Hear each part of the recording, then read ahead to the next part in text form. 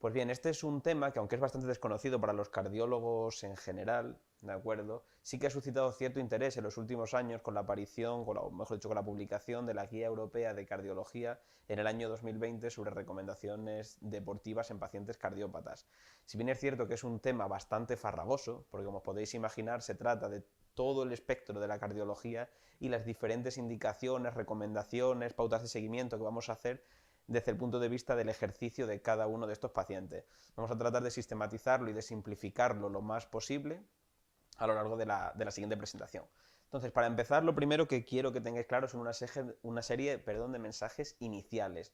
¿Qué son estos? La actividad física será un elemento fundamental de tratamiento en la mayoría de enfermedades cardiovasculares.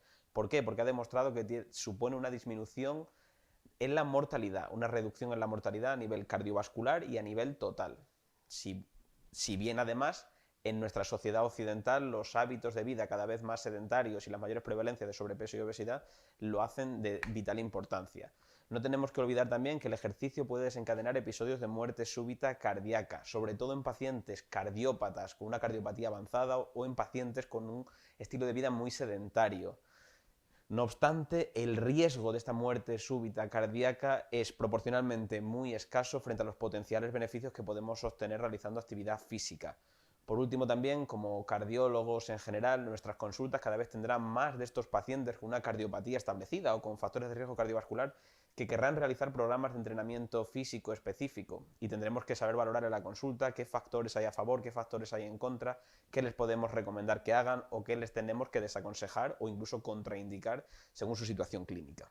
Bien, ¿cómo se prescribe el ejercicio? Como podéis ver, tenemos que tener en cuenta varios factores. Uno de ellos, por ejemplo, será la frecuencia. Es decir, cuántas sesiones vamos a recomendar a nuestros pacientes o a nuestros deportistas que hagan a la semana, o cuántas tandas de ejercicio, cuántas repeticiones de cada cosa les vamos a indicar que hagan. Un aspecto muy importante es qué intensidad les recomendamos. Si se trata de deportes de resistencia, podemos hablar porcentajes del VO2 pico, que nos hagan, por ejemplo, en una prueba de esfuerzo cardiopulmonar, o podemos hablar de porcentaje de la frecuencia cardíaca máxima que nos alcanzan durante una ergometría convencional. Pero si hablamos, por ejemplo, de ejercicios de fuerza o potencia, tenemos que hablar de otro tipo de parámetros. Os hablo aquí, por ejemplo, la guía de la repetición máxima. ¿Qué es esto?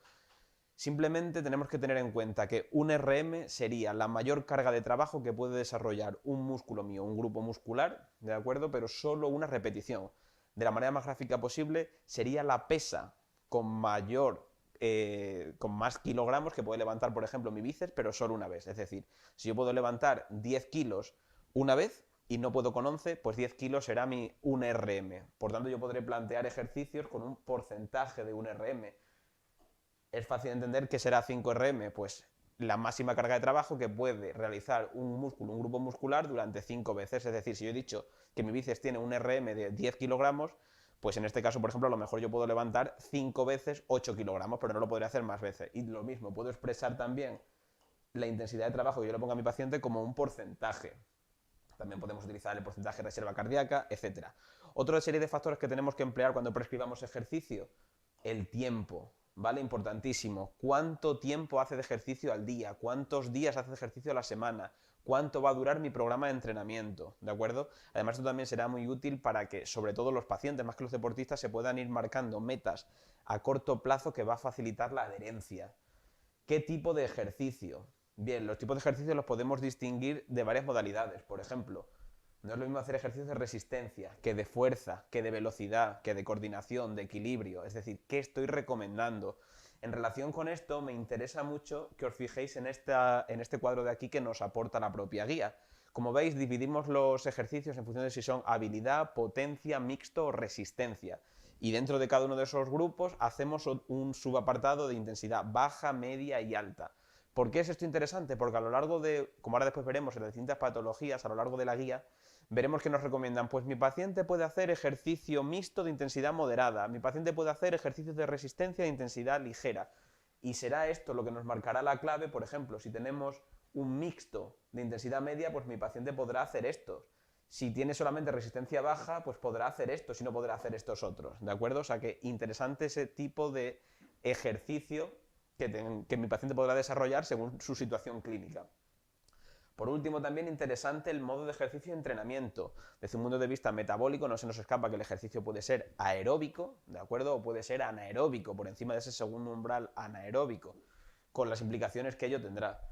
Según el trabajo muscular podemos distinguir ejercicios isométricos frente a isotónicos, dinámicos frente a estáticos, continuos frente a intervalos. Es la primera vez que mencionamos esto, luego después veremos la trascendencia que está adquiriendo cada vez más esta modalidad de ejercicio interválica.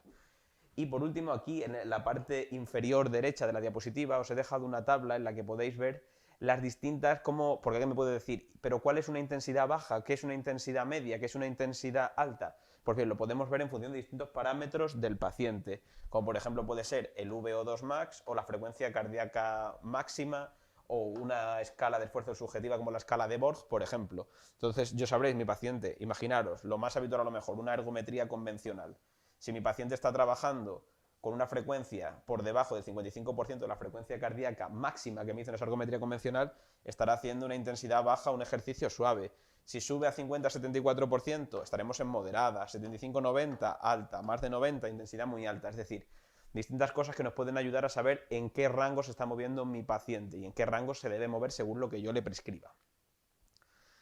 Bien, como hemos dicho, estas guías sobre todo nacen para intentar evitar esos episodios de muerte súbita, intentar evitarlos, intentar prevenirlos o intentar dar una serie de pautas para minimizarlos en la medida de lo posible.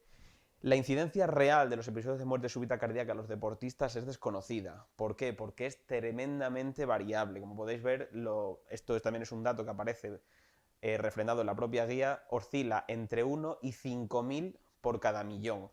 Es decir, lo que muestra es un claro desconocimiento de que la mayoría de los países directamente ni lo notifican. Además, no es lo mismo la trascendencia que puede tener, por ejemplo, hace no mucho en un europeo de fútbol, la muerte súbita recuperada de Eriksen, como supongo que la mayoría conoceréis, o que pueda morir alguien haciendo deporte, no sé, en algún país subdesarrollado, en vías de desarrollo, de algún niño, por ejemplo, que murió corriendo. Naturalmente no tiene la misma trascendencia y directamente en muchos casos ni se reportará. Para ilustrar los factores de riesgo que tenemos de muerte súbita cardíaca en el deportista, os traigo una imagen del jugador de baloncesto LeBron James, de acuerdo, que creo que lo refleja muy bien. Los factores de riesgo fundamentales serán ser hombre, ser de raza negra o afrocaribeña, y luego los deportes más dinámicos intermitentes, como pueden ser el baloncesto o el fútbol. Por tanto, la guía lo que nos va a dar son una estrategia de cribado para intentar ver qué pacientes tienen una cardiopatía subyacente que me ponga a mí en la pista de que pueden acabar desarrollando un episodio de muerte súbita cardíaca.